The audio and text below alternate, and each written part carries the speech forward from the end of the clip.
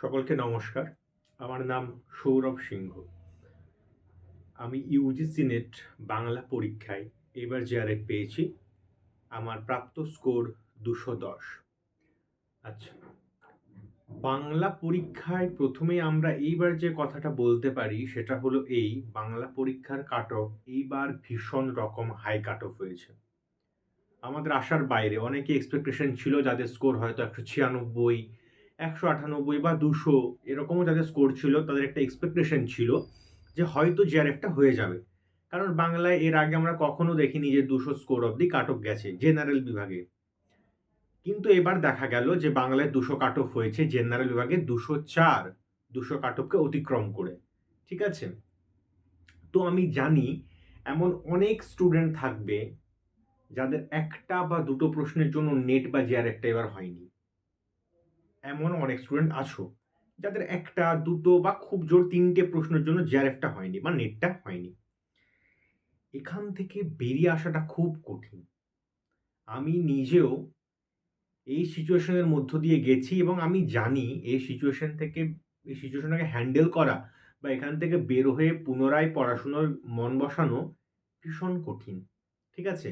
আমি এখানে কোনো মোটিভেশন দিতে আসিনি বা নিজের সাফল্য ব্যর্থতা এসবের গল্পও বলতে আসিনি। আমি তাদের জন্য মূলত আজকে এই ভিডিওটা বানাচ্ছি, যাদের একটা বা দুটো প্রশ্নের জন্য নেট বা জেআরএফটা হলো না। আমি তাদেরকে শুধু এটা বলবো যে আমিও কিন্তু এরকম একটা সিচুয়েশনের মধ্য দিয়ে গেছি। ঠিক আছে? ডিসেম্বর ২০২৪, ডিসেম্বর ২০২৪ যে পরীক্ষাটি হয় সেখানে জেনারেল বিভাগে বাংলার কাট অফ ছিল ১৯৬।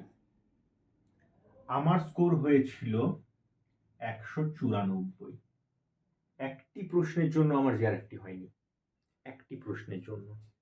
তো আমি জানি এই সিচুয়েশন থেকে নিজেকে বের করে আনা এবং পুনরায় একটা উদ্যমের সাথে প্রিপারেশন নেওয়াটা অনেকটা কঠিন হয়ে যায়। আমার শুধু একবার না, আমি জুন ২০২৫-এ আবার বসেছিলাম পরীক্ষায়। এখানে জেনারেলের কাট অফ গিয়েছিল ১৯২ আমার স্কোর হয়েছিল ১৯০। আমি আমার যে স্কোর কার্ড সেটা আমি অ্যাটাচ করে দেবো পিডিএফ হিসেবে, তোমরা দেখে নিতে পারো, আমার স্কোর কার্ডগুলো চেক করে নেবে তোমরা। আমার পরপর দুবার একটা প্রশ্নের জন্য জেআরএফটা হয়, পরপর দুবার। আপনি এমন অনেক চ্যানেল পেয়ে যাবেন যেখানে অল ইন্ডিয়া র্যাঙ্ক 1 হয়েছে বা যাদের জেআরএফটা হয়েছে, সেটা খুবই ভালো বিষয়, দুর্দান্ত বিষয়, আপনি অবশ্যই তাদের কথা শুনবেন। কিন্তু যার একটা বা দুটো প্রশ্নের জন্য জেআরএফটা হয়নি, পরবর্তীতে হয়েছে, থেকে গেছে, তার কাছ থেকে আপনি যেটা সবথেকে বেশি শুনতে পারবেন, জানতে পারবেন, শিখতে পারবেন, সেটা হচ্ছে তার ভুলটা কোথায় হয়েছিল এবং পরবর্তী পরীক্ষায় আপনি কেন ওই ভুলটা রিপিট করবেন না। ভুলের থেকে যে শিক্ষা, সেই শিক্ষাটা হয় সর্বকালীন শিক্ষা। আমি আপনাকে বলে দিতে পারবো না কিভাবে আপনি নাম্বার 1 হতে পারেন অল ইন্ডিয়া, কিভাবে আপনি বাংলায় বিশাল একটা দুর্দান্ত রেজাল্ট করে দিতে পারেন। এটা আমার জানা নেই, এর কোনো ফর্মুলা আমার জানা নেই। আপনি যেভাবে পরিশ্রম করবেন, যে স্ট্র্যাটেজিতে পড়াশুনো করবেন, আপনার স্কোর তেমনই হবে। হ্যাঁ, বাট আমি তোমায় বা আপনায় আমি এইটুকু বলতে পারি যে ভুলটা কোথায় হওয়া উচিত নয়।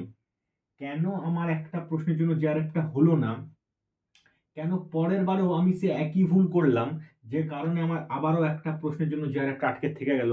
আমি আপনাকে এটা বলতে পারি যে ভুলটা কোথায় হওয়া উচিত নয়। এই ডিসেম্বর ২০২৫-এই আমি আবার পরীক্ষায় বসেছিলাম। এইবার জেনারেলের কাট অফ গেছে ২০৪, আমার স্কোর হয়েছে ২১০। এই দুটো ভুল থেকে আমি শিখেছি যে ভুলটা কোথায় করা চলবে না, কোন জায়গার প্রতি নজর দিতে হবে, কোথায় বেশি ফোকাস করতে হবে, কিভাবে পিওয়াইকিউ অ্যানালাইজ করতে হবে, কিভাবে কনসেপ্ট ক্লিয়ার করতে হবে, কিভাবে প্র্যাকটিস করতে হবে, মক টেস্ট দেওয়ার পর কিভাবে নিজেকে অ্যানালাইজ করতে হবে। এই সব কিছু আমি শিখেছি এই দুটো ভুল করার পর। সুতরাং আমি তোমায় সাফল্যের বিশাল কিছু দুর্দান্ত ফর্মুলা বলে দিতে পারবো না, কিন্তু কোথায় তুমি ভুলটা করবে না, কোথায় ভুলটা হয়, কোন স্ট্র্যাটেজিতে পড়াশুনো করলে আমার দুবার ভুল হয়েছে, তুমি হয়তো একবারও ভুল না করে পার হয়ে যেতে পারবে, আমি সেটা বলতে পারি। কারণ আমি এই ভুল দুটো করেছি বলে আজ এখানে এসেছি। ঠিক আছে? তো দেখো, যাদের একটা বা দুটোর জন্য হলো না জেআরএফ বা নেটটা, মন খারাপ করো না। হ্যাঁ, আমি বললেও তোমরা মন খারাপ করবে, কারণ যে পড়াশোনাটা করতে হয় এতটা অব্দি স্কোর আসার জন্য, সেখান থেকে জাস্ট একটা দুটো প্রশ্নের জন্য ছিটকে গেলে ভীষণ মন খারাপ হয়। আমি পরপর আমি একটা বছরের সিচুয়েশনের মধ্য দিয়ে এসেছি। আমি জানি একজন স্টুডেন্টের সঙ্গে তখন কি চলে, এই সময়টাকে হ্যান্ডেল করা কতটা কঠিন আমি জানি ভালোভাবেই। ঠিক আছে? জাস্ট ২-৪টে দিন রেস্ট নাও। নিজের মতো একটু কাটাও সময়টা, মন খারাপটা বের করো।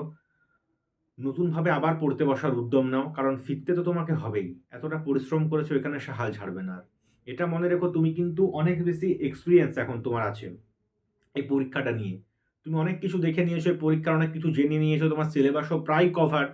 যেহেতু তুমি একটা বা দুটো প্রশ্নের জন্য হয়নি তোমার কাট অফ থেকে, সুতরাং তোমার সিলেবাস অনেকখানি কভার। অনেক কিছু তোমার নলেজের মধ্যে এখন রয়েছে। সুতরাং সেইটাকে রাখো। প্লাস তোমার স্ট্র্যাটেজি এখন কি হবে, না তোমার কোথায় ভুলটা হয়েছে তুমি সেই পিওয়াইকিউগুলো নিয়ে বসে পড়ো। যে আমার এই ইউনিট থেকে এতগুলো ভুল হয়েছে, এই ইউনিট থেকে এতগুলো ভুল হয়েছে, খাতাতে ভালো করে সেগুলো নোট করো যে কোথায় কোথায় তোমার ভুলটা হয়েছে। তারপর সেগুলোর কনসেপ্ট ক্লিয়ার করো, সেগুলোর পিওয়াইকিউ অ্যানালাইজ করো, মানে প্রিভিয়াস ইয়ার কোশ্চেন, আর মক টেস্ট দাও। মক টেস্টে যদি ভুল হয় আবার কনসেপ্ট ক্লিয়ার করো যে কেন ভুল হলো আমার। ঠিক আছে? যতক্ষণ তোমার ভুল 100% সঠিক না হচ্ছে, ওই ভুলটা থেকে বেরোবে না, ওটাকে প্র্যাকটিস করতেই থাকো, করতেই থাকো। ঠিক আছে? এতবার পরে যেন কনসেপ্ট ক্লিয়ার হয়ে যায়। যদি আবার ভুল হয়, আবার মক টেস্ট দাও। যতক্ষণ সবগুলো ঠিক না হচ্ছে, মক টেস্ট থেকে বেরোবে না। ধরে, ধরে কনসেপ্ট ক্লিয়ার করো ইউনিটের। একেকটা ইউনিটকে ধরো যে এটাতে আমি উইক, তার কনসেপ্টগুলো ক্লিয়ার করো, ধরে, ধরে কনসেপ্ট ক্লিয়ার করো। তোমার যদি তুমি আচ্ছা, আর ম্যাথ এবং ডিআই নিয়ে অনেকের সমস্যা হয়। বলে যে আমার ম্যাথের জন্য আমার জিআরএফটা হলো না বা নেটটা হলো না। একটা কথা বলে দিই, কম্পিটিশন এখন প্রচুর হাই। প্রচুর হাই, কাট অফ দেখে বুঝতে পারছো। তুমি যদি ম্যাথে উইক বা ডিআই এ উইক, তো সেটা প্র্যাকটিস করে নেওয়াই বেটার হবে। ম্যাথ বা ডিআই তুমি ছেড়ে আসতে পারো না। ম্যাথ বা ডিআই যদি ছেড়ে আসতে পারো, যদি ছেড়ে আসো তুমি, তোমার কাট অফ থেকে কিন্তু তোমার নাম্বার অনেকটা বেশি কমে যাবে। বাড়বে তো নাই, অনেকটা কমে যাবে। আমি বলছি এই সময়ে দাঁড়িয়ে ম্যাথ বা ডিআই ছাড়া জিআরএফ পাওয়া খুব মুশকিল। এবং শুধু ম্যাথ ডিআই নয়, তোমার যে ইউনিটটা মনে হচ্ছে খুব কঠিন, আমি পাচ্ছি না, তাকে পুরোপুরি ছেড়ে আসা যাবে না, তার পড়তে হবে কিছু। হ্যাঁ, কিছু তুমি ছেড়ে আসতে পারো, সেগুলোর জন্য আলাদা করে ভিডিও বানিয়ে দেবো। এটা একটা বড় যুদ্ধ তো, সব আমি জয় করে আসবো এটা হবে না, কিছু তোমাকে ছেড়ে আসতে হবেই। এটাই তো তোমার স্ট্র্যাটেজি, এটাই তো তোমার স্মার্টনেস। তবেই তো তোমাকে পৌঁছে দেবে সেই প্রথম ৬ জন বা ৮ জনের মধ্যে যারা জিআরএফ পাচ্ছে। তোমার লড়াইটা হচ্ছে প্রথম ৬-৮ জনের মধ্যে। তোমার লড়াইটা ৬,০০০ জন পরীক্ষা দিচ্ছে নাকি ৮,০০০ জন পরীক্ষা দিচ্ছে তার মধ্যে নয়।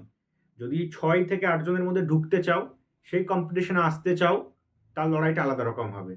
ঠিক আছে? তো আমি বললাম এটাই যে তাদের জন্য মূলত ভিডিওটা আজকে বানালাম, যাদের মন ভীষণ খারাপ, কেটে গেছে একটা দুটো প্রশ্নের জন্য।